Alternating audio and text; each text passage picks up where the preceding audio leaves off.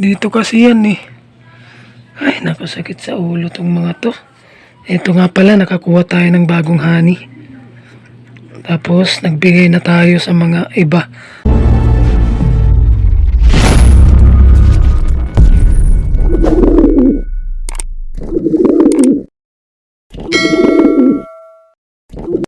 Yo! Shinobi Pigeon TV nagbabalik ulit. Yes, for today's video, guys, ay meron tayong bagong honey o pulot pukyutan para sa ating mga warriors. At bibigyan na natin ang ating mga warriors ngayon. Samahan niyo ako, guys. Let's go! Yun, magandang tanghali mga kaninja at kalapatids. Araw ng Sabado. Awit na pasaway natin. 2 ibon. Dito nag-ipot na. Dito kasi yan eh. Ay, napasakit sa ulo tong mga to. Ito nga pala, nakakuha tayo ng bagong honey. Tapos, nagbigay na tayo sa mga iba. Yun lang sa 2 yun ng mga pasaway na hindi pa nahuhuli. Ewan ko kung anong plano ng mga to. Sakit sa ulo. Naubos yung oras ko dyan sa 2 yan. Kumustahin natin to. Si Liit at si Lady Pasaway. Kumusta raw kayo? Kailan yung laban? Tagal-tagal pa yung laban nito ni Liit. Unahin muna yung LWPC. So ngayon, South yung Preba ngayon. Dito sa amin. Yung Preba na Club South. Nasa ano na sila? Nasa 2nd lap yata o 3rd lap. Meron din kasing 120 days challenge. Tawid dagat na sila bukas plus Air Surigao.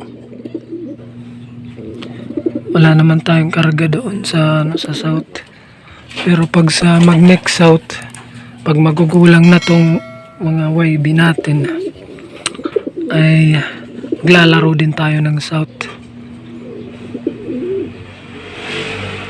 So ito yung ano natin, di pa rin talaga nakukuha. Medyo malayo kasi yung location ng ano eh. Sabi ko sa kanya kung ipapaship na lang. Or pag nagkapera daw siya. Hindi ko naman na maano yun eh. Masya-shoulder yung shipping fee. Eh, malayo tsaka kapos din tayo ngayon. Silipin natin dito yung mga natin, gapi. Wow! O yun no. Mapupula pa rin talaga sila. Gaganda pa rin talaga nila. Nag-groom sila eh. Nung hiniwalay ko na. Hindi ko na hinalo sa mga babae. Pero may isang babae dyan no. Buntis. Breeder. So balik breeding ulit ako. Para makapagparami ulit. Nung isang araw. Nabilhan ako dito eh. 4 na piraso. 2 lalaki, 2 babae, pinagpares. Ayun, may buntis rin dito. Naku, ililipat ko yung isang yun. Laki na. So, ayan, punta muna tayo doon sa baba. Silipin natin mga breeders natin habang yung 2 yun. Pasaway talaga eh. Wala, ililinisin ko pa yung ipot doon sa loob. Eh, pag mga ganyan na mga pasaway, hindi ko na pinapakain. Para magtanda. Para matuto sila. O ngayon, tanghaling tapat. Andun sa labas. Pero okay na rin yan para masanay sa ganitong panahon. Pero ang problema lang dyan, kapag oras na ng karera tapos ganyan sila, hindi ko sila mauhuli. Di sakit sa ulo yun. Paano tayo mag-clack-clack nun? Kahit nakauwi yung ibon natin. Awit talo pa rin tayo nun. Yan talaga yung malaking problema pagka ganyan mga pasaway yung mga yan.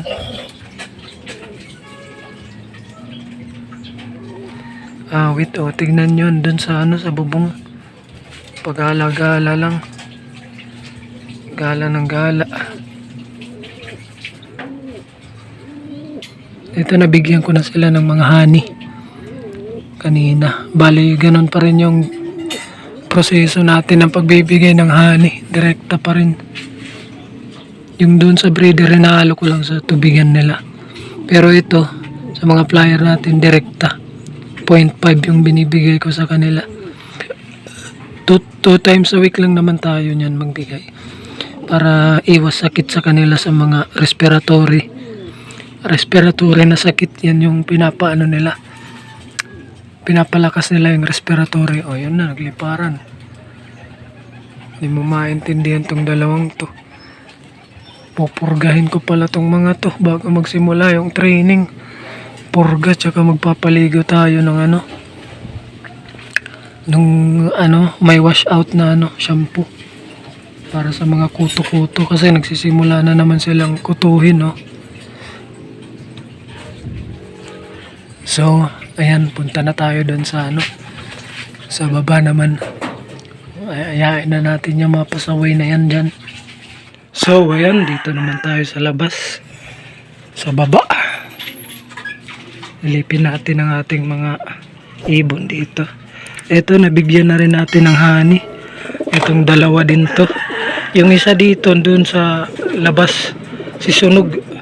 Yun yung number 1 na pasaway dito. Yan. So, bali, yung tubigan nila, inaluan ko na yan ng honey. Para makainom na rin yung mga dito, breeder natin. Ayun, yung mga inakay natin, no? Ayun, no? Ang cute, oh. Medyo maliit yung isa. Kaysa doon sa isa. Yun, no? Wait lang, ayaw ayaw mag-zoom. Ayaw magpakita. Malabo. O ayan, ay pilit tayo dyan.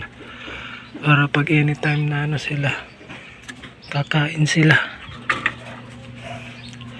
So dito, ito balak ko na paghiwalin mag-iitlog na naman to. So bali pag nag-itlog to, ito tuloy ko na lang din itong buhayin yung itlog nila. Ito namamara ko na, oh. Mamamaris na. Pero ewan ko lang kung mapaparisan niya yan kasi parehong kakata to eh. Silang tatlo yata na north banded na magkakaedad. Parehas pala kasi problema ko yan dito eh. Pag nagpapakain ako, away sila ng away eh. Imbis na kumain, nagbubugbugan. Away ng away. Yung wala lang dyan si Sunog. Yung number 1 pasaway na nandun sa labas. Kasama nung isa na taga doon sa taas. Awit tong mga flyer talaga natin. Kaya once a day ko na lang yan sila parondahin si Sunog.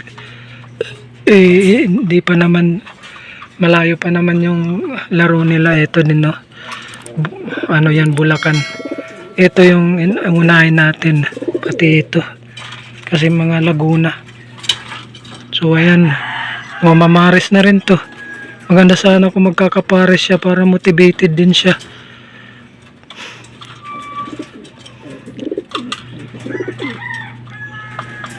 Baka hento. Kung hento, edi maganda kung magpapares sila. Para hindi naman sila sabay na ilalaro. Una naman to na ilalaro, so may motivation siya dito. Kapag tapos na yung laro nito at nandito pa yan siya, so may motivated din to kung magiging pares niya kapag siya na yung lalaban. Pero yun nga, ang tanong kung hen yan, parang kak din yata yan eh. Kasi nag-aaway-aaway nga yan sila, puros yan sila matatapang. Ito, nagsampahan na naman to kanina. Nakita ko, tatapon natin yung bugok na itlog nila dyan. So ayan yung update natin dito sa ating loft.